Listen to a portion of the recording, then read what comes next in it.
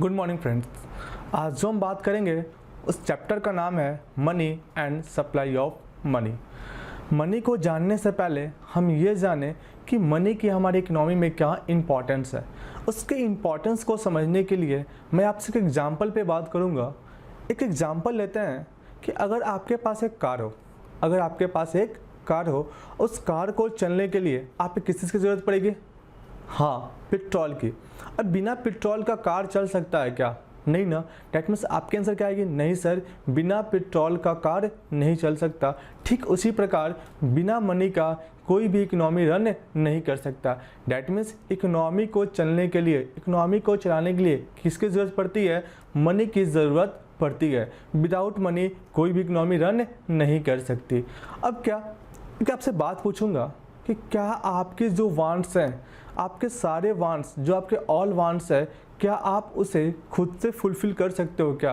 क्या आप सारे वांट्स को खुद से सेटिस्फाई कर सकते हो क्या?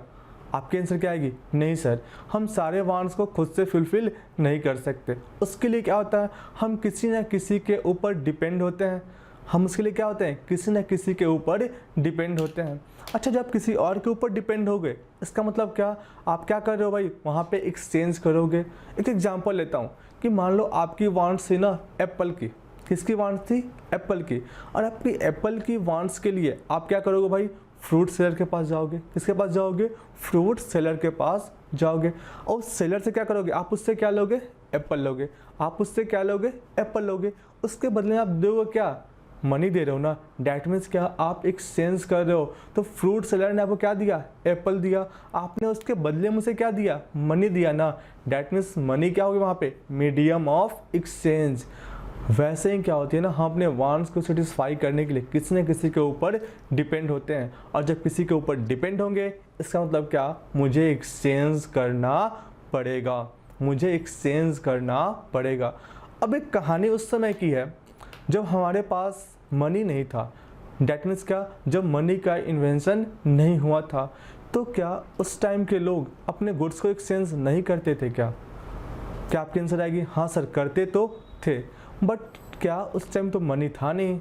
तो कुछ ना कुछ उनकी मीडियम होगी जिसके थ्रू क्या करते होंगे? वो अपने गुड्स को एक्सचेंज करते होंगे। तो पहले हम ये समझेंगे कि जब मनी नहीं थी तो वो किस सिस्टम का यूज करते थे।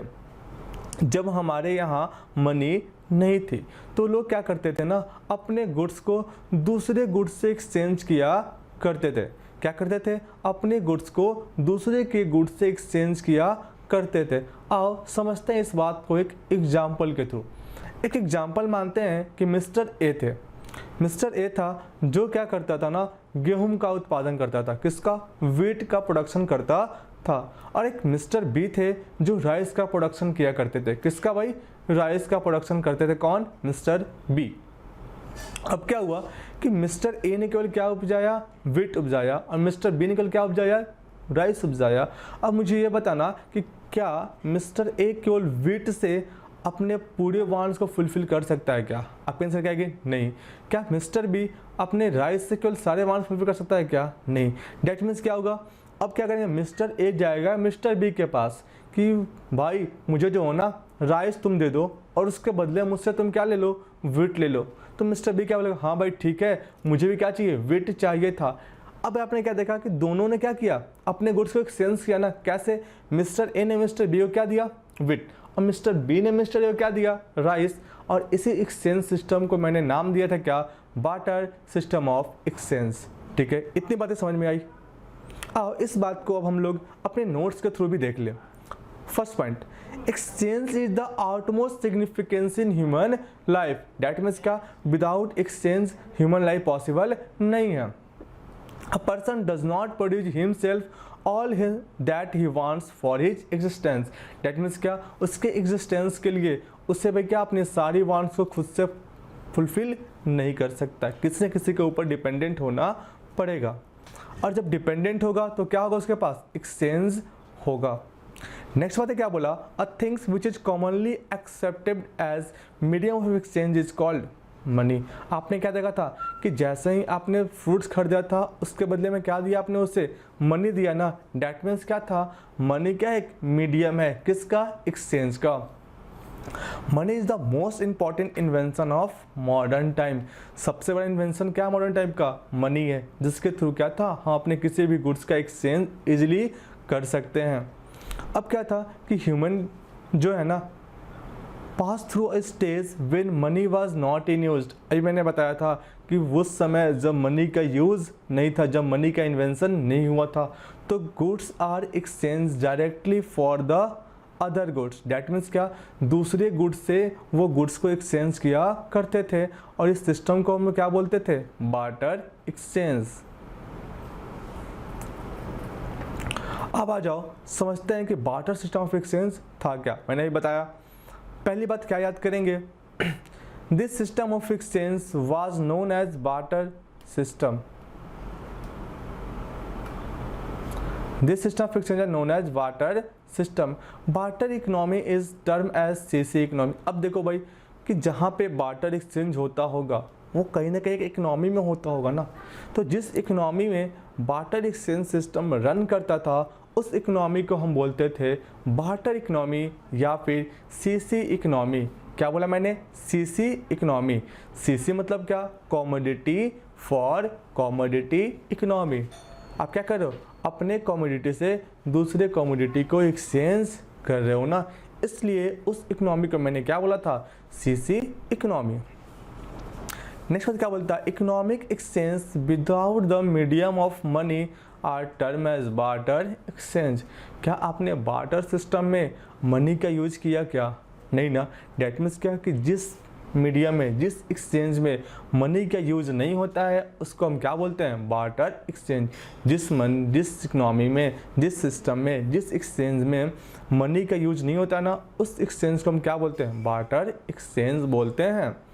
नेक्स्ट क्या बोलता है? Barter system refers to the system of exchange where goods and services were exchange directly for the other goods and services. इसका मतलब क्या कि दूसरे गुड्स को हम लोग क्या करें? अपने गुड्स को दूसरे के गुड्स से डायरेक्टली एक्सचेंज करेंगे, उसे हम क्या बोलेंगे? Barter exchange system. अब क्या हुआ? बार्टर एक्सचेंज सिस्टम तो हो गया, अब उस सिस्टम के कुछ ना कुछ प्रॉब्लम्स तो होंगे, तब तो मनी की इन्वेंशन की गई। उस सिस्टम में क्या थे? कुछ ना कुछ प्रॉब्लम्स थे, तब तो क्या थी? मनी का इन्वेंशन किया गया। आओ पॉइंट बाई पॉइंट समझते हैं कि उस सिस्टम्स के, उस प्रॉब्लम्स के, उस सिस्टम में क्या क्या प्रॉब्लम्स थे, क्या क्या ड्रॉबैक थे। तो पहला आपने क्या देखा कि lack of double coincidence of wants. क्या बोला इसने? Lack of double coincidence of wants. अब इसने क्या बोला? Double coincidence. डबल कोइंसिडेंस का मतलब क्या? आप समझते हैं इस बात को एक एग्जाम्पल से, फिर पढ़ेंगे क्या लिखा है। एक एग्जाम्पल लेते हैं कि मान लो मिस्टर ए था और एक थे मिस्टर बी। मिस्टर ए को जो है ना, मिस्टर ए के पास राइस थी। मिस्टर ए के पास क्या है? राइस है, और उन्हें ब्रेड की ज़रूरत है। उन्हें किसकी ज़रूरत है? ब्रेड की। मिस्टर ए के पास है क्या? राइस, और उन्हें क्या चाहिए थी? ब्रेड चाहिए थी। अब वो गए मिस्टर बी के पास और मिस्टर बी से पूछते हैं, भैया क्या आपके पास राइस है क्या? क्या आपके पास राइस, आपको क्या राइस चाहिए क्या? तो वो क्या बोले? हाँ भैया मुझे तो राइस चाहिए, हाँ मुझे तो राइस चाहिए, बट इसके बदले में आप मेरे से क्या लोगे? तो मिस्टर बी ने किससे पूछा? मिस्टर ए से, कि हाँ मुझे जो आपके पास गुड्स है राइस वो तो मुझे चाहिए, बट इसके बदले में आप मुझसे क्या लोगे? तो मिस्टर ए ने बोला कि इसके बदले में मुझे ब्रेड चाहिए। तो मिस्टर बी बोला कि नहीं नहीं, मेरे पास ब्रेड तो नहीं है, मेरे पास ब्रेड तो नहीं है।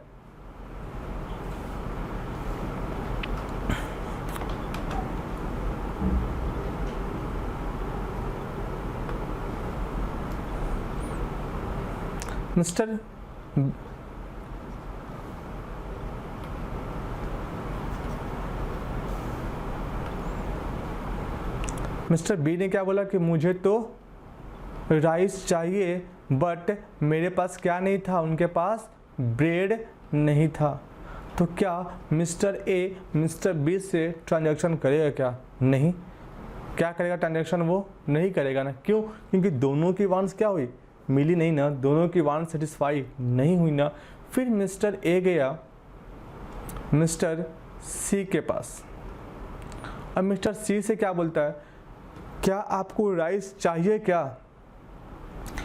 या फिर किसने क्या बोला, क्या आप मेरा ब्रेड लेंगे क्या? उसने क्या बोला, हाँ हाँ भैया, मैं तो उसी को खोज रहा था जिसके पास क्या हो, ब्रेड हो।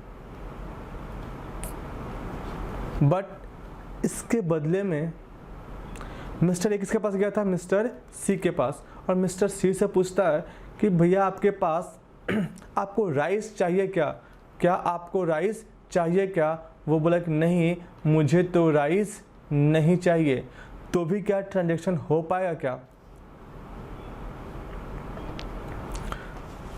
ठीक है। फिर कहाँ गया मिस्टर ए, किसके पास गया, मिस्टर सी के पास, और मिस्टर सी से क्या पूछा कि आपके पास ब्रेड है क्या?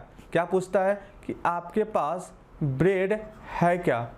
तो मिस्टर सी ने क्या बोला कि हाँ मेरे पास तो ब्रेड है, मेरे पास तो ब्रेड है, बट आपको मैं ब्रेड दूंगा तो आप उसके बदले में मुझे क्या देंगे? तो मिस्टर ए बोला कि मैं आपको इसके बदले में राइस दूंगा। मिस्टर के पास क्या था, राइस था ना, तो मिस्टर ए क्या देगा उसे, राइस देगा। बट मिस्टर सी क्या बोलते हैं कि नहीं, मुझे मेरी राइस की तो ज़रूरत ही नहीं है। तो फिर भी क्या ट्रांजैक्शन यहाँ पर हो पाया क्या? नहीं ना। क्यों नहीं हो पाया? क्योंकि मिस्टर ए को क्या चाहिए था, ब्रेड, उसके पास था क्या, राइस। तो मिस्टर सी के पास तो ब्रेड था, वो ब्रेड देने के लिए तैयार था, बट जो ए के पास राइस था ना, वो मिस्टर सी लेने के लिए रेडी नहीं था। तो भी क्या ट्रांजैक्शन यहाँ हो पाएगा?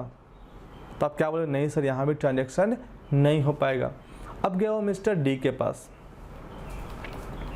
और मिस्टर डी से पूछा क्या आपके पास ब्रेड है क्या? तो बोलता हाँ हाँ हाँ, मैं तो उसी को खोज रहा था जिसको क्या हो, ब्रेड की ज़रूरत हो। डैट मीन्स क्या, मिस्टर डी के पास क्या था, ब्रेड था। तो मिस्टर डी पूछता है मिस्टर ए से कि मैं आपको ब्रेड दूंगा, इसके बदले में आप मुझे क्या दोगे? तो वो बोलता है कि मैं आपको इसके बदले में राइस दूंगा।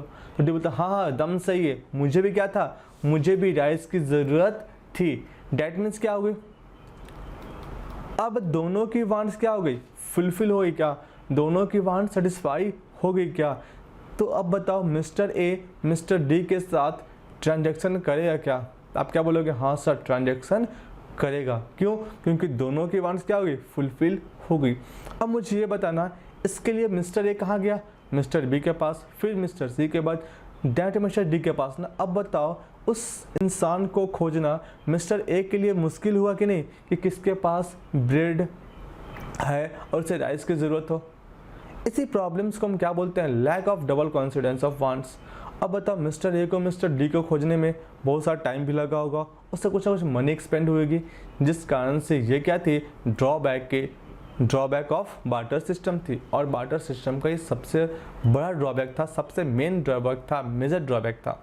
तो क्या बोलता, first it is the major drawback of barter system. It was very rare when the owner of some goods or services could find someone who wanted his goods or services at the same time. इस बात को याद रखना, at the same time he opposed that goods or services that the first person want. इसका मतलब क्या हुआ कि जैसे ही ए ने मिस्टर डी को राइस दिया होगा, वैसे ही क्या होगा, डी को ठीक उसी टाइम ए को ब्रेड देनी होगी। डैट मीन्स क्या, एट सेम टाइम ट्रांजैक्शन होनी चाहिए, एट सेम टाइम ट्रांजैक्शन होना चाहिए। किस में भाई, बार्टर सिस्टम में। अच्छा नेक्स्ट पढ़ते हैं, नेक्स्ट क्या इसके ड्रॉबैक थे। तो नेक्स्ट ड्रॉबैक बोला लैक ऑफ डिविजिबिलिटी। अच्छा कुछ कम्युनिटी ऐसे होते हैं जिसको डिवाइड करके यूज़ करना पॉसिबल नहीं होता। फॉर एग्जांपल, आप शूज़ के शॉप पे गए और शूज़ वाले से बोले कि भाई मुझे लेफ्ट पैर की शूज़ चाहिए, तो क्या वो शूज़ देगा क्या? नहीं। क्यों? क्योंकि उसको डिवाइड करके यूज़ करना पॉसिबल नहीं है, उसको डिवाइड करके लोग सेल आउट नहीं करते हैं। ठीक उसी प्रकार कुछ कम्युनिटी उस टाइम ऐसे थे जिसको हम डिवाइड करके यूज़ करते नहीं थे। फॉर एग्जांपल मान लो कि आपके पास जो थी मिस्टर ए जो है, मिस्टर ए के पास एक काऊ था और मिस्टर बी के पास 4 गॉड्स थे, 4 गॉड्स थे। अब क्या बोला गया, मान लो कि मिस्टर ए को 2 गॉड्स की रिक्वायरमेंट थी। कितने की? 2 गॉड्स की रिक्वायरमेंट थी। अब मुझे ये बताना कि मिस्टर ए को कितने गॉड्स चाहिए? 2। इसके बदले मिस्टर बी को वो देगा क्या? काऊ देगा ना। तो क्या काऊ को वो डिवाइड करके यूज कर सकता है क्या? नहीं ना। इसलिए इस सिस्टम में किसकी प्रॉब्लम थी हम लोग को? लैक ऑफ डिविजिबिलिटी की। हम डिवाइड करके अपने गुड्स को यूज नहीं कर सकते थे। एक और एग्जांपल लेते हैं। मिस्टर ए के पास मान लो एक पेन है जिसकी कॉस्ट ₹50 है और मिस्टर बी के पास शूज है जिसकी कॉस्ट ₹100 है। अब क्या मिस्टर ए मिस्टर बी से बोलेगा क्या कि आप मुझे जो हो ना एक पेन के बदले एक शूज दो?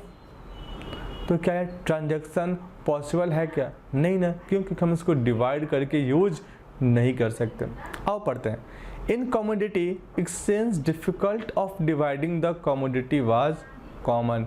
डेट मीन्स क्या था, हम लोग को वहाँ पे गुड्स को डिवाइड करना पॉसिबल नहीं था और ये प्रॉब्लम्स थी हमारी। Next, exchange if a cow, वही सेम एग्जांपल दिया इसने। नेक्स्ट इफ देखेंगे, lack of store of value. क्या बोला?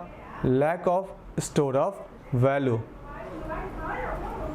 डेट मीन्स क्या कि हम अपने वैल्यू को ना स्टोर नहीं कर पाते थे, हम अपने वैल्यू को स्टोर नहीं कर पाते थे। आओ देखें कैसे।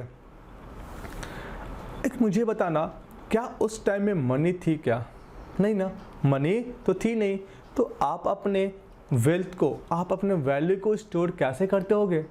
आप कैसे क्या आएगी कि सर उस समय ना हम अपने वेल्थ को गुड्स के फॉर्म में स्टोर किया करते थे। अब मुझे ये बताना कि गुड्स के फॉर्म में अपने वेल्थ को स्टोर कर पाना इजी है क्या? नहीं ना। अगर आप गुड्स को स्टोर करोगे उसके लिए क्या चाहिए? आपको एक गोडाउन चाहिए। भाई कुछ गुड्स ऐसे होते हैं जो क्या भाई पेरिसेबल नेचर के होते हैं, उनको स्टोर करना पॉसिबल है ही नहीं। तो क्या उस टाइम की एक बहुत बड़ी प्रॉब्लम थी किसकी? स्टोर ऑफ वैल्यू की। किसकी भाई? स्टोर ऑफ वैल्यू की। अब क्या हुआ कि आप गुड्स को स्टोर करोगे, उसके लिए क्या क्या गुड्स को स्टोर करोगे तो डेट मीन्स क्या होगी? आपको क्या चाहिए उसके लिए? कॉस्ट लगेगा। भाई कॉस्ट क्या लगेगा? High cost. क्या लगेगा आपके पास? हाई। क्या लगेगा अपने पास? High cost. किसके लिए भाई? उसको स्टोर करने में क्या लगेगा? मुझे बहुत ज़्यादा कॉस्ट की ज़रूरत पड़ेगी। और कुछ गुड्स के क्या होंगे? उसकी वैल्यू भी क्या होगी? आपकी लॉस होगी क्या? डेट मीन्स क्या? लॉस ऑफ वैल्यू भी होगा। ठीक है, तो lack of store of value means क्या बोलोगे आप कि बार्टर सिस्टम में हम अपने वेल्थ को किस फॉर्म में स्टोर करते थे भाई? गुड्स और कमोडिटी के फॉर्म में स्टोर किया करते थे। और गुड्स या कमोडिटी के फॉर्म में अपने वेल्थ को स्टोर कर पाना इजी नहीं था। उसके लिए क्या था? मुझे हाई कॉस्ट ऑफ स्टोरेज को पे करना होगा। कुछ गुड्स क्या होते हैं भाई, उसकी वैल्यू लॉस हो जाती है। कुछ गुड्स क्या होती है? ख़राब हो जाते हैं। जिस कारण से क्या बोला गया था, हम लोग को अपने वैल्यू को बार्टर सिस्टम में स्टोर करना इजी नहीं था। और नेक्स्ट पॉइंट क्या आएगा अपने पास? Lack of standard, lack of common measure of value. इसका मतलब क्या हुआ? समझे कि एग्जाम्पल से। फॉर एग्जाम्पल, मिस्टर ए के पास एक कार है और मिस्टर बी के पास एक बाइक है। क्या दोनों की मेजर्स कॉमन है क्या आप कार को बाइक से एक्सचेंज करोगे क्या? आपके आंसर क्या आएगी? नहीं सर, कार को बाइक से एक्सचेंज नहीं करेंगे। ठीक क्यों नहीं किए? क्योंकि क्या था, दोनों के बीच में कॉमन यूनिट्स नहीं थे, कॉमन मेजर्स नहीं थे, और ये उस टाइम की सबसे बड़ी प्रॉब्लम थी। उस टाइम की क्या थी? एक बहुत बड़ी प्रॉब्लम थी। किस बात की? Common measure of value, common unit of account. Example लेते हैं कि फॉर एग्जाम्पल मान लो कि आपको जो है ना, आपके पास मिल्क है। क्या आपके पास मिल्क है? और उस मिल्क को आप एक्सचेंज करना चाहते हो क्लॉथ के साथ। क्या बोला मैंने? आप अपने मिल्क को एक्सचेंज करना चाहते हो क्लॉथ के साथ। तो मुझे ये बताना, क्या दोनों की यूनिट सेम है क्या? हम लोग मिल्क को किसे मेजर करते हैं? लीटर में। क्लॉथ किसे मेजर करते हैं? मीटर में। तो दोनों की यूनिट सेम है? दोनों की यूनिट्स क्या है? सेम नहीं है ना। तो क्या ट्रांजैक्शन कर पाना पॉसिबल है क्या? नहीं। इसलिए क्या बोला गया था कि उस टाइम में ना कॉमन यूनिट ऑफ मेजरमेंट नहीं था। आओ पढ़ते हैं। In barter system there was absence of common unit of measurement in which the value of goods and services can be measure. That means क्या था, उस गुड्स एंड सर्विसेज को measure करने के लिए ना कोई कॉमन यूनिट्स नहीं थे।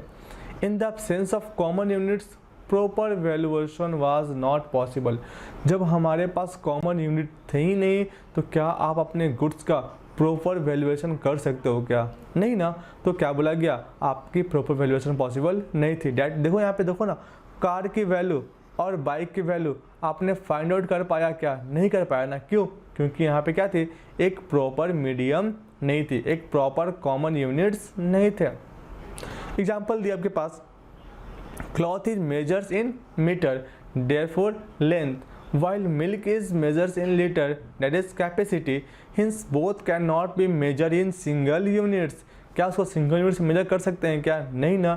thereby complicating the process of exchange, जिससे क्या होती है, हमारे एक्सचेंज के प्रोसेस में प्रॉब्लम क्रिएट होती है। नेक्स्ट पॉइंट क्या बोला? Lack of standard of deferred payment. अच्छा, deferred payment, deferred payment means क्या होता है? Meaning of deferred is future. Meaning of deferred is future. That means क्या? वो पेमेंट जो आप फ्यूचर में करना चाहते हो ना, उसको हम लोग क्या बोलते हैं? Deferred payment.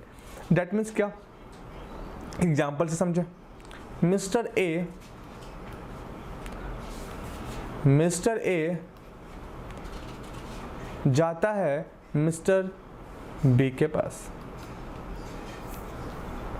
मिस्टर ए कहाँ गया? मिस्टर बी के पास।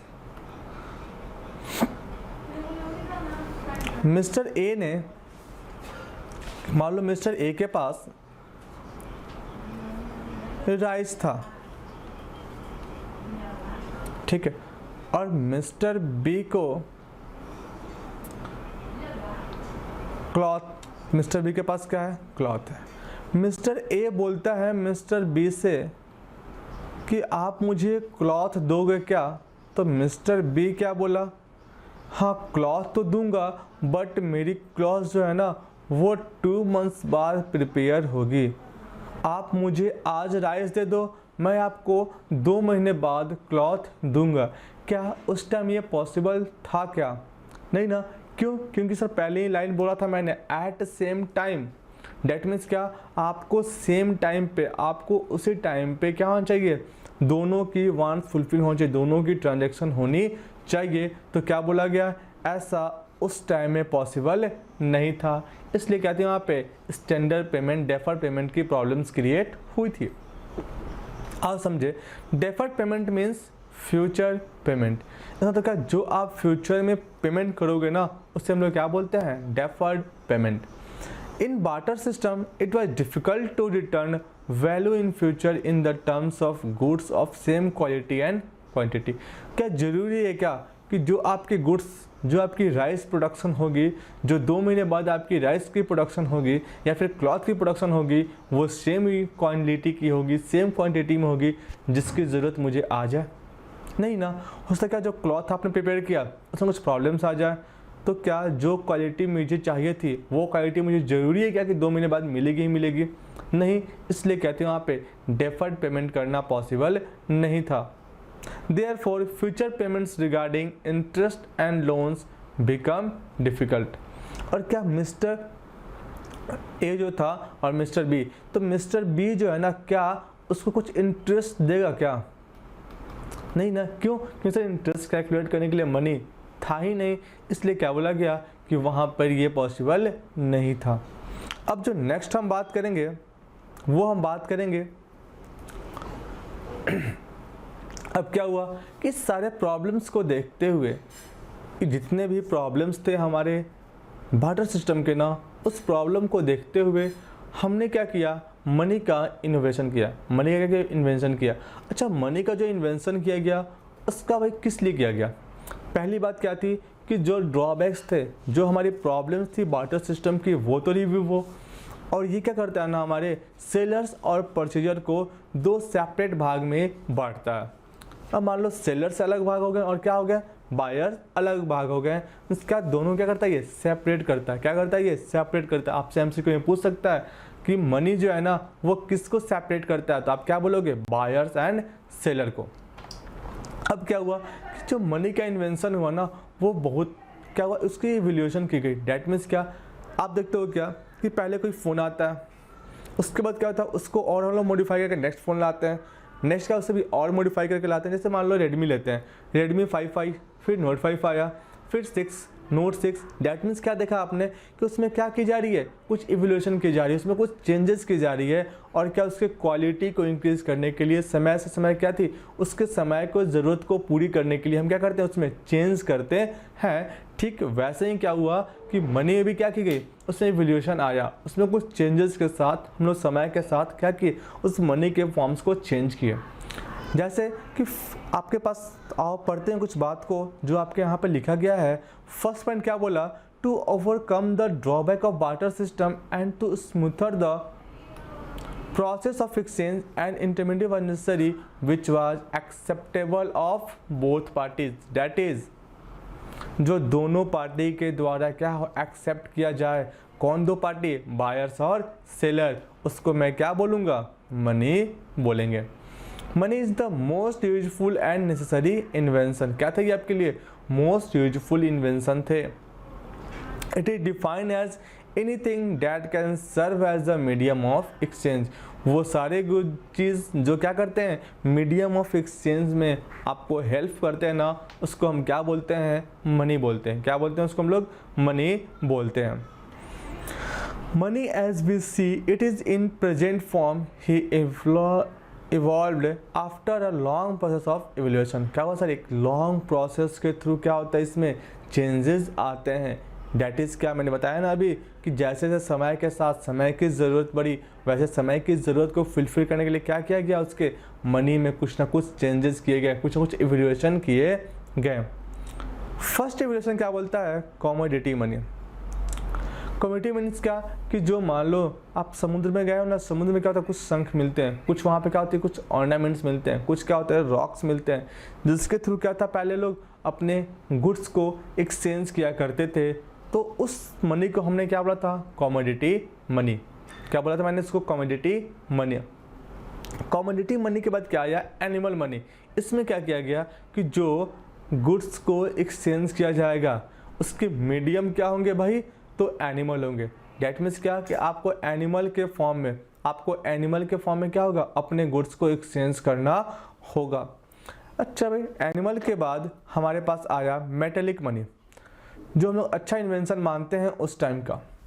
मेटेलिक मनी मीन्स क्या बोला गया कि वो मनी जो किससे बना हो, वो मनी जो आपका गोल्ड से, सिल्वर से या फिर कॉपर से बना हो ना, उसको हम लोग क्या बोलते हैं, मेटेलिक मनी बोलते हैं। किससे, गोल्ड से बना हो या फिर सिल्वर से बना हो या फिर कॉपर से बना हो, उसको हम लोग क्या बोलेंगे, मेटेलिक मनी बोलेंगे।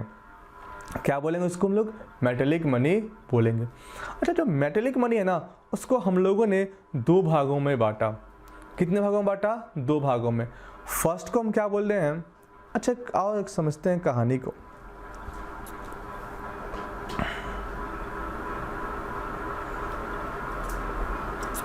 अब क्या होता है ना कि मान लो कि आपको मनी को बनाने में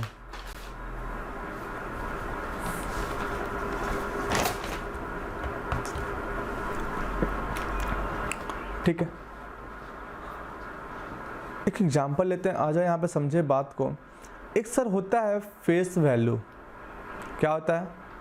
फेस वैल्यू, और एक होता है इंट्रिंसिक वैल्यू।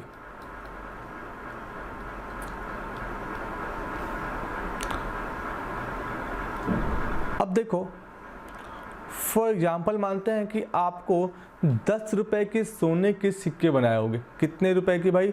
10 रुपए के।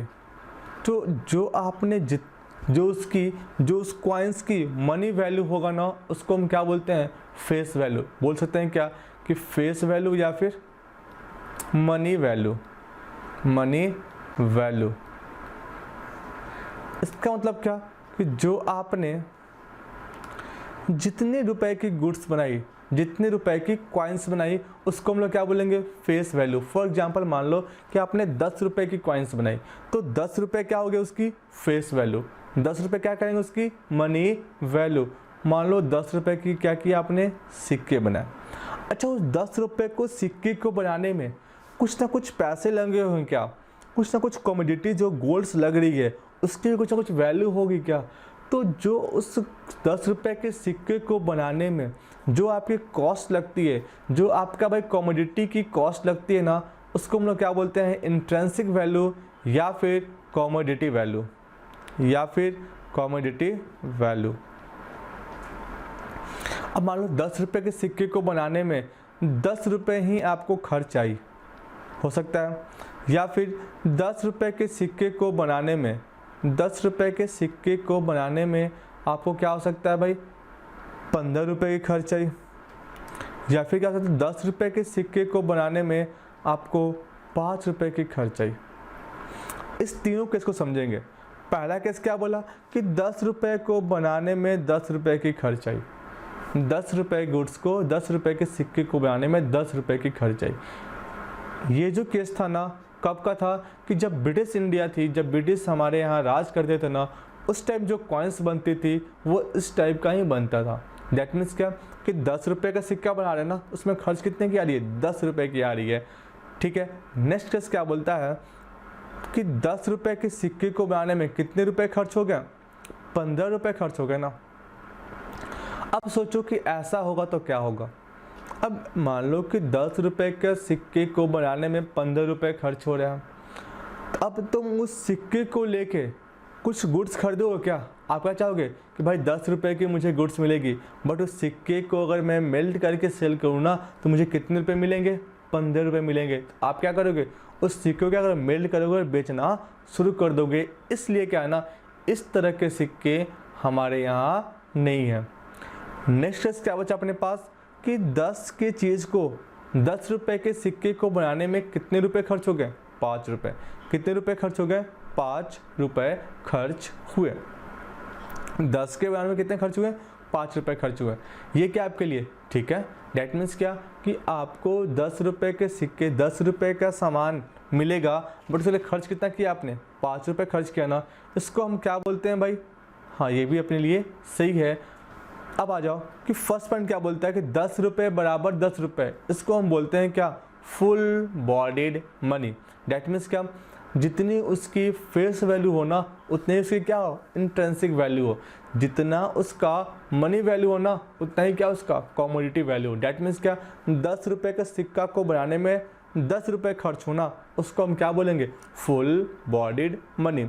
10 रुपए के सिक्के को बनाने में कितना खर्च? 10 रुपए, उसको हम क्या बोलेंगे? Full bodied money. Sir next क्या बोलता है कि 10 रुपए के सिक्के को बनाने में 5 रुपए खर्च। 10 रुपए के सिक्के बनाने में 5 रुपए खर्च, इसको हम बोलते हैं क्या? Token coins. क्या बोलते हैं उसको हम लोग? Token coins.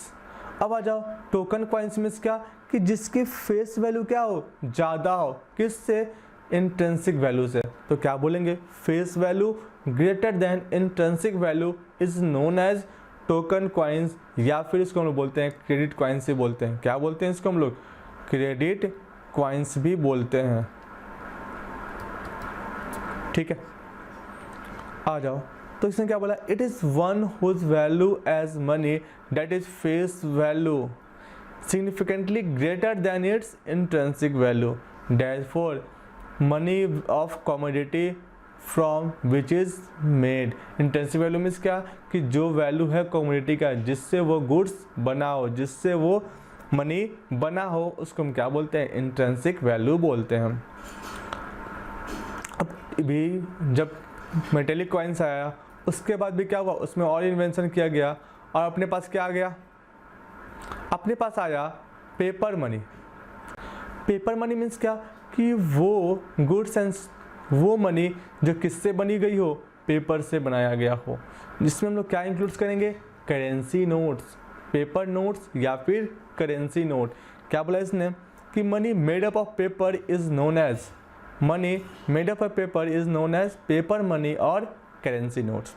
मीन्स क्या, वो मनी जो पेपर से बना हो ना, उसको हम लोग क्या बोलते हैं, पेपर मनी या फिर करेंसी नोट्स बोलते हैं। अब पेपर मनी को है ना हमने 3 भागों में डिवाइड किया। पहला क्या बोला, representative paper money. Date means क्या, ये किसी ना किसी को क्या करेंगे, रिप्रेजेंट करेंगे क्या, उसको हम लोग क्या बोलते हैं, रिप्रेजेंटेटिव पेपर मनी। क्या बोला, it is backed by equivalent amount of golds and silver. ये क्या करेंगे, कि जो आपके इक्विवेलेंट अमाउंट थे किसके, गोल्ड्स एंड सिल्वर के। फॉर एग्जांपल मान लो कि 10 रुपये के सिक्के के लिए, 10 रुपये के पेपर नोट्स के लिए आपको 10 रुपये के गोल्ड्स एंड सिल्वर जो है ना रिजर्व के रूप में बैक हो जाए, उसको हम लोग क्या बोलते हैं, रिप्रेजेंटेटिव पेपर मनी। नेक्स्ट क्या बोला, convertible paper money.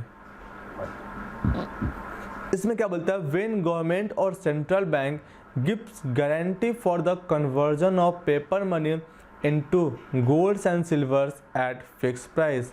Date means क्या, कि किसी फिक्स प्राइस पे जब गवर्नमेंट आपको या सेंट्रल बैंक आपको ये गारंटी देती है कि आप अपने पेपर मनी को कन्वर्ट करा सकते हो, आप अपने पेपर मनी को कन्वर्ट करा सकते हो eight fix rate, eight fix price, उसको हम लोग क्या बोलेंगे, कन्वर्टेबल पेपर मनी।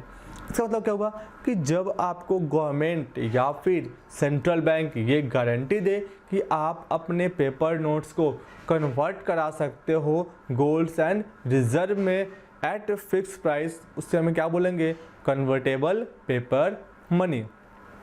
नेक्स्ट क्या बोलता है, इनकन्वर्टेबल पेपर मनी। डेट मीन्स क्या, कि गवर्नमेंट या फिर सेंट्रल बैंक कोई रिस्पॉन्सिबिलिटी नहीं लेगी कि वो गुड्स, वो जो आपके पास पेपर मनी है ना, वो क्या हो सके, गोल्ड या फिर रिजर्व में एक्सचेंज हो सके, उसको हम लोग क्या बोलते हैं, इनकन्वर्टेबल पेपर मनी। और जो इंडिया में आजकल पेपर मनी जो यूज़ हो रहा है ना, वो कैसा है, इनकन्वर्टेबल पेपर मनी। कैसा है भाई, इनकन्वर्टेबल पेपर मनी ही है। क्यों भाई, इसको क्या है, easy to carry. That means क्या है, इसको आप कैरी करना आसान है और इसको प्रिंट करना भी क्या है, ईजी है। इसलिए क्या बोलते हैं हम लोग, इंडिया में जो भी पेपर मनी यूज हो रहा है ना, वो क्या अपना इनकन्वर्टेबल पेपर मनी है। नेक्स्ट क्या बोलता है, plastic money. Plastic money means क्या, अब क्या देखते हो आप कि हमारे यहाँ क्या हो रही है भाई, लोग और आगे बढ़ रहे हैं और आगे बढ़ रहे हैं, इसलिए क्या अपने पास आ गया प्लास्टिक मनी। प्लास्टिक मीन्स क्या, कि जो मनी जो फॉर्म ऑफ एटीएम मान लो आपका है, एटीएम कार्ड क्या है, प्लास्टिक कार्ड के फॉर्म में, क्या प्लास्टिक के फॉर्म में, क्या इसलिए इसको क्या बोलते हैं हम लोग, प्लास्टिक मनी बोलते हैं। एटीएम कार्ड हो गए, क्रेडिट कार्ड हो गए, शॉपिंग कार्ड हो गए, वो क्या आपके हैं, प्लास्टिक मनी। और अभी क्या आप देख रहे हो, आपके पास डिजिटल मनी भी आ गया है। डेट इज़ क्या, कि आप क्या करोगे, पेटीएम है, गूगल पे है, ये सारे क्या आपके हमारे डिजिटल मनी हैं। यही क्या थी आपकी इवोल्यूशन ऑफ मनी थी। इवोल्यूशन ऑफ मनी में फर्स्ट इवोल्यूशन क्या अपने पास आया, कमोडिटी। क्या है अपने पास, कमोडिटी मनी। फिर नेक्स्ट क्या अपने पास आया, एनिमल मनी। क्या आया भाई, एनिमल मनी। उसके बाद क्या आया, मेटेलिक कॉइन्स। मेटेलिक कॉइन्स में 2 parts, full bodied and token. Full bodied means क्या, कि face value is equal to intrinsic value, face value is equal to intrinsic value. Token money क्या बोलेगा, टोकन कॉइन्स क्या बोलेगा, कि face value greater than intrinsic value, उसे क्या बोलेंगे, टोकन कॉइन्स। और इसको हम एक और नाम से जानेंगे, क्या कहलाएगा वो, क्रेडिट कॉइन्स। क्या कहलाएगा वो, क्रेडिट कॉइन्स। अच्छा, इसके बाद क्या अपने पास आया था, पेपर मनी आया था ना। हाँ सर, पेपर मनी आया। पेपर मनी क्या बोला, कि पेपर मनी में क्या होगा ना, कि जो मनी पेपर से बना हो उसे हम लोग क्या बोलते हैं, पेपर नोट्स या फिर करेंसी नोट्स। इसके भी क्या 3 पार्ट्स, रिप्रेजेंटेटिव जो क्या थी, कि हम दूसरे गुड्स को, दैट मीन्स क्या कि 10 रुपये के सिक्के, 10 रुपये की नोट हो ना, उससे हम क्या कर सकते हैं, 10 रुपये के गोल्ड एंड रिजर्व से एक्सचेंज कर सकते हैं। दैट इज़ क्या उसको बोलेंगे हम लोग, रिप्रेजेंटेटिव पेपर मनी। फिर अपने पास क्या था, कन्वर्टेबल। कन्वर्टेबल मीन्स क्या, जो गवर्नमेंट या फिर सेंट्रल बैंक गारंटी देती है कि आप उस पेपर मनी को गोल्ड एंड रिजर्व से बैक ले सकते हो, बट किस रेट पे, किस प्राइस पे, फिक्स प्राइस पे। नेक्स्ट क्या पता है, इनकन्वर्टेबल पेपर मनी। इनकन्वर्टेबल पेपर मनी क्या होगा कि जब गवर्नमेंट या फिर सेंट्रल बैंक किसी भी तरह की कोई गारंटी नहीं लेती है कि आप अपने गुड्स को, आप अपने मनी को बैक लोगे, उसे क्या बोलते हैं, इनकन्वर्टेबल पेपर मनी। डैट मीन्स क्या कि आरबीआई या फिर गवर्नमेंट ऑफ इंडिया किसी भी तरह की कोई आपसे रिस्पॉन्सिबिलिटी नहीं लेती है उस मनी को बैक लेने की। ठीक है, नेक्स्ट इसमें क्या होगा, जो इंडिया में अभी जो पेपर मनी यूज हो रहा है ना, वो कौन सी है, इनकन्वर्टेबल पेपर मनी। रीजन क्या था, इसको कैरी करना क्या है, इजी है, और इसको प्रिंट करना भी क्या है, इजी है। अब यहाँ तक बातें समझ में आई, हमने क्या पढ़ लिया, इवोल्यूशन ऑफ मनी। अब नेक्स्ट हम पढ़ेंगे क्या, अपने पास जो नेक्स्ट टॉपिक हम पढ़ेंगे वो है डिफिनीशन ऑफ मनी। क्या अपने पास, वो डिफिनीशन ऑफ मनी। आप समझे कि मनी की डिफिनीशन क्या थी। अब देखो, मनी की जो डिफिनीशन है ना, वो बहुत सारे लोगों ने अलग अलग तरह की डिफिनीशन दी है। फर्स्ट ऑफ ऑल हम एक बात करेंगे, आपके पास लीगल डिफिनीशन। पहला क्या बोलता है, लीगल डिफिनीशन। अच्छा, लीगल डिफिनीशन कब होगा, जब उस मनी के पास क्या हो जाए, लीगल पावर हो जाए। क्या हो जाए, उसके पास लीगल पावर हो जाए। अगर उस मनी के पास लीगल पावर होगी तो उसे हम क्या बोलेंगे, सर वो क्या है, लीगल डिफिनीशन ऑफ मनी है। अच्छा, लीगल पावर का मतलब क्या, उसके पास क्या होना चाहिए, लीगल पावर तो है, डैट मीन्स क्या होगी कि जो आपकी करेंसी है ना, उसके पास क्या है कि लीगल पावर है। किसकी लीगल पावर है भाई, तो दो बातें यहाँ पे आएगी। पहली बात क्या बोलता है कि मीडियम ऑफ एक्सचेंज का। किसका भाई, मीडियम ऑफ एक्सचेंज का। और दूसरी बातें क्या आएगी,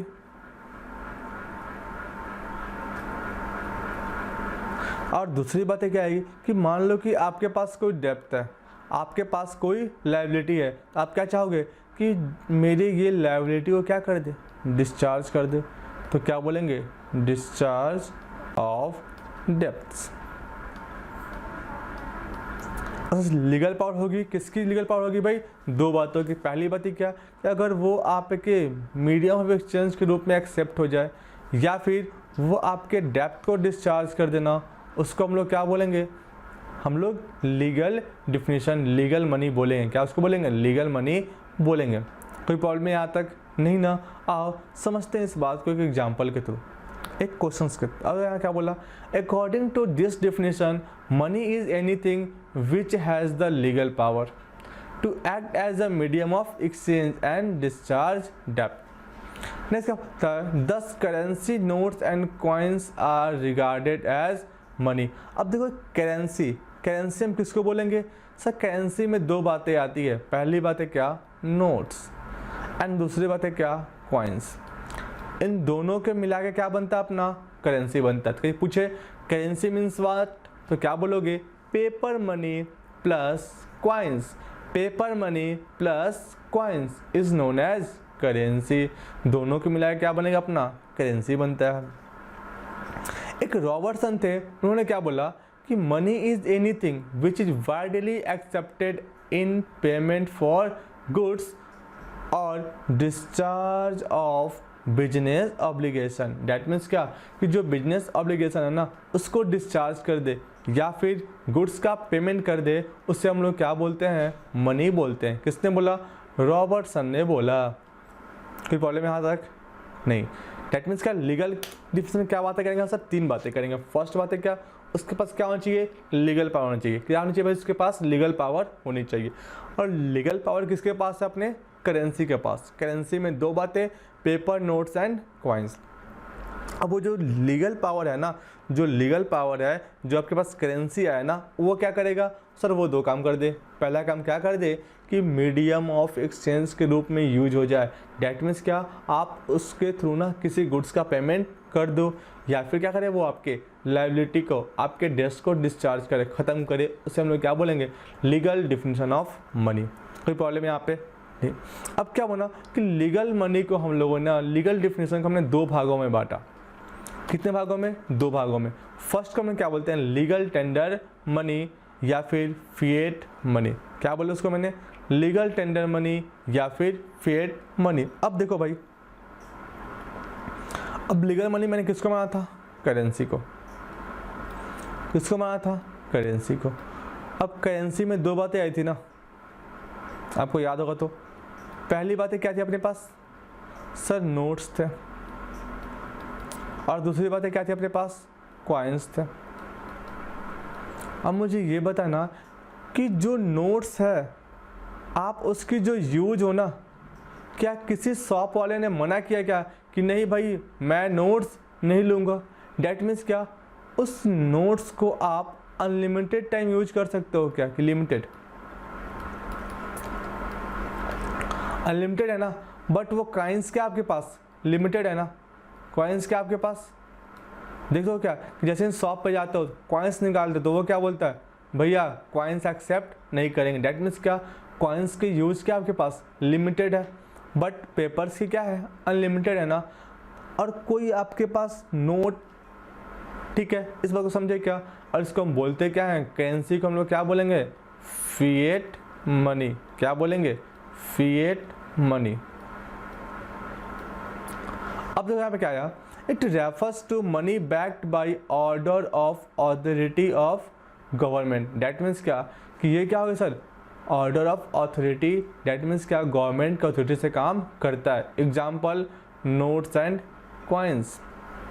अब क्या बोला, they do not have intrinsic value like golds और सिल्वर। डैट मीन्स क्या कि जो इसकी इंट्रेंसिक वैल्यू होती है ना, वो क्या होती है सर, लो होती है as compare to full body money. That is golds and silver को जो बनाने में, डैट मीन्स क्या था, इसकी इंट्रेंसिक वैल्यू क्या होगी सर, कम होगी। फिर क्या बोलता है, they are also called legal tender as they can not be refused by any citizen. That means क्या होता है, ये क्या होगा सर, इससे हम लोग रिफ्यूज नहीं कर सकते हैं। इसको हम लोग क्या करते हैं, किसी भी गुड्स के सेटलमेंट के लिए, किसी भी ट्रांजेक्शन सेटलमेंट के लिए इसको मना नहीं कर सकते। उससे हम लोग क्या बोलते हैं, लीगल टेंडर मनी बोलते हैं। फिर समझेंगे लीगल टेंडर मनी को। क्या बोला, लीगल टेंडर मनी। पहली बात है क्या याद करोगे, लीगल टेंडर मनी में सर इसके पास क्या होगा कि गवर्नमेंट की अथॉरिटी होगी। किसकी अथॉरिटी होगी, गवर्नमेंट की। इसमें क्या अपने पास आएंगे, नोट एंड कॉइन्स। क्या आएगा, नोट एंड कॉइन्स। ठीक है, नोट एंड कॉइन्स किसकी अथॉरिटी से इशू होता है, गवर्नमेंट ऑफ इंडिया। कौन करता है भाई, आगे पढ़ेंगे आगे इस बात को। ठीक है, पहले बात क्या, अथॉरिटी ऑफ गवर्नमेंट के थ्रू ये इशू होगा। नेक्स्ट बात है क्या है, ये करेंसी क्या है इसमें, नोट एंड कॉइन्स। कोई प्रॉब्लम नहीं यहाँ पे। अच्छा, इसकी जो इंट्रिंसिक वैल्यू होगी वो क्या होती है सर, लो होती है। किसके तुलना में, गोल्ड एंड सिल्वर के। फिर नेक्स्ट बात क्या पढ़ेंगे इसमें हम लोग कि इसे कोई भी क्या है, रिफ्यूज नहीं कर सकते। दैट मीन्स क्या, कोई भी सिटीजन जो है ना, इसे रिफ्यूज नहीं कर सकते हैं। किसके लिए, settlement of transaction. That means क्या, अपने ट्रांजेक्शन के सेटलमेंट के लिए हम इसको रिफ्यूज नहीं कर सकते। उसे हम लोग क्या बोलते हैं, लीगल टेंडर मनी या फिर फिएट मनी भी बोलते हैं। नेक्स्ट बात आपके पास आएगी,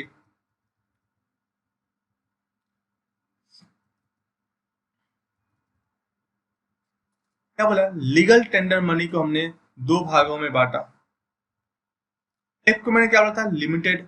लिमिटेड था कौन सा, पेपर नोट्स की coins, sir coins. It refers to the form of legal tender in which payment can be accepted up to a certain limits. That means क्या, एक लिमिट तक जब हम लोग किसी भी ट्रांजैक्शन के लिए फिएट मनी का यूज करते हैं ना, उसको हम लोग क्या बोलते हैं, लिमिटेड लीगल टेंडर मनी।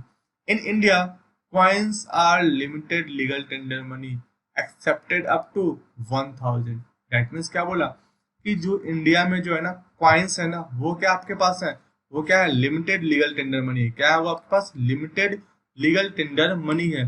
क्यों, मिसाल इसका क्या है, इसका यूज एक लिमिट तक कर सकते हैं। दैट मीन्स क्या बोला गया कि इंडिया में कॉइन्स को हम कहाँ तक एक्सेप्ट कर सकते हैं, 1000 तक, ₹1000 तक हम एक्सेप्ट कर सकते हैं। नेक्स्ट क्या बोलता है, अनलिमिटेड लीगल टेंडर मनी। अब इसका मतलब क्या, जिसकी सर क्या कोई लिमिट नहीं हो, डेट मीन्स क्या उसको अनलिमिटेड अमाउंट तक एक्सेप्ट करेंगे, उसको हम लोग क्या बोलेंगे, अनलिमिटेड लीगल टेंडर मनी बोलेंगे। और इंडिया में ये है कौन भाई, पेपर नोट्स।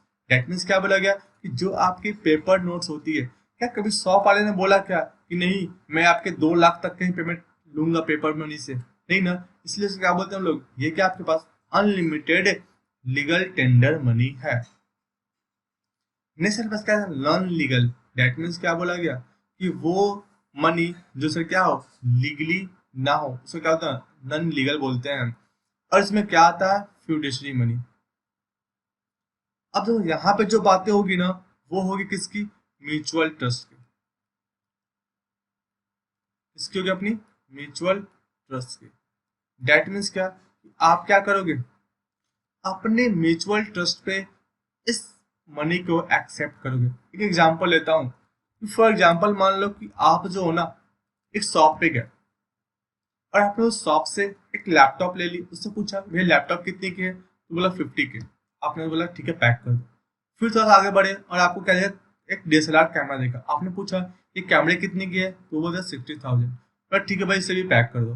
फिर गए, आपको देखा भाई क्या एक फोन दिखा S20 अल्ट्रा, आपने क्या बोला, उसे भी देख के बोला कितने की है, उसने बोला 70 के सर, आपने क्या बोला, उसे भी पैक कर दो। और टोटल उसकी कितनी हो गई भाई, 180। 180 डेट मीन्स क्या, 1,80,000। अब आपने उसे क्या किया कि 1,80,000 का एक चेक काट के दिया। अब शॉप वाला क्या बोला, आप क्या बोले, 1,80,000 से क्या दिया, एक चेक काट के दिए।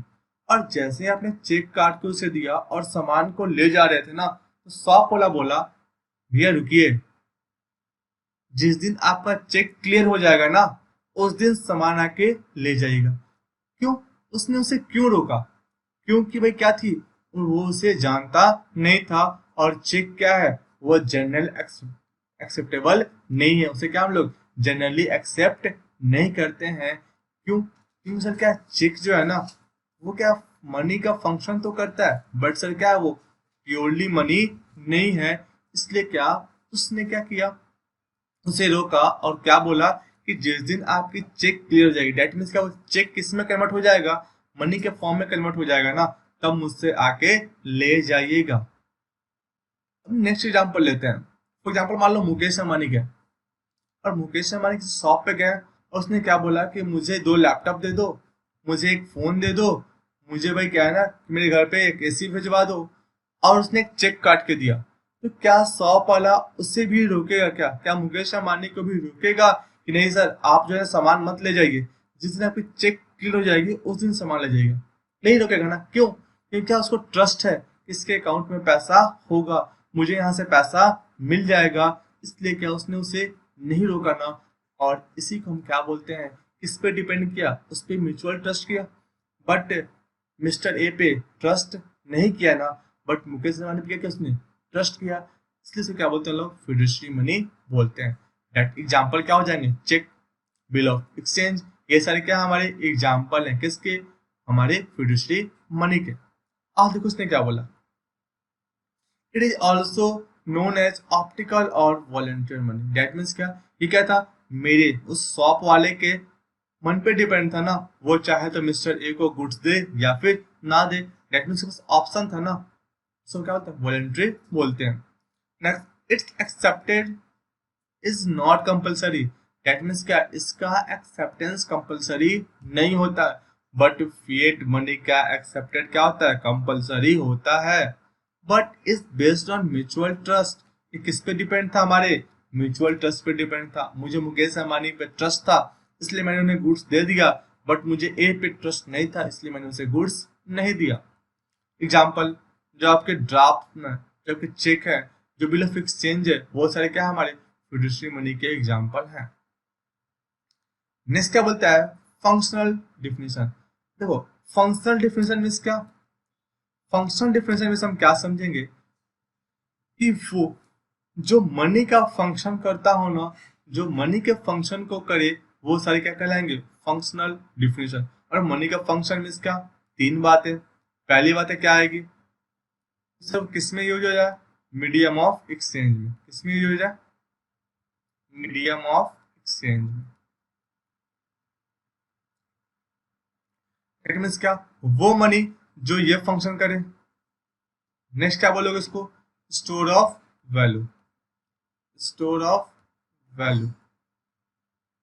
या फिर एक और काम करे, common unit of account, common unit of account.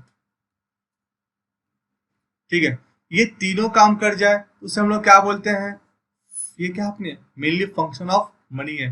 और जो ये तीनों काम को कर देना वो क्या कहलाएगा, functional definition of money. Crowther साहब ने क्या बोला कि money is anything that is generally acceptable as means of exchange and the same time act as a measure and store of value. That means क्या, तीनों बातें आई ना, जो जनरली एक्सेप्टेबल हो, किसके फॉर्म में, मेजर्स कर सके उसे, और से क्या सके, उसी टाइम से स्टोर ऑफ वैल्यू भी कर सके। दैट मीन्स क्या थी, वो फंक्शनल डिफिनेशन ऑफ मनी कहलाएगा। क्या कहलाएगा अपने पास, फंक्शनल डिफिनेशन ऑफ मनी।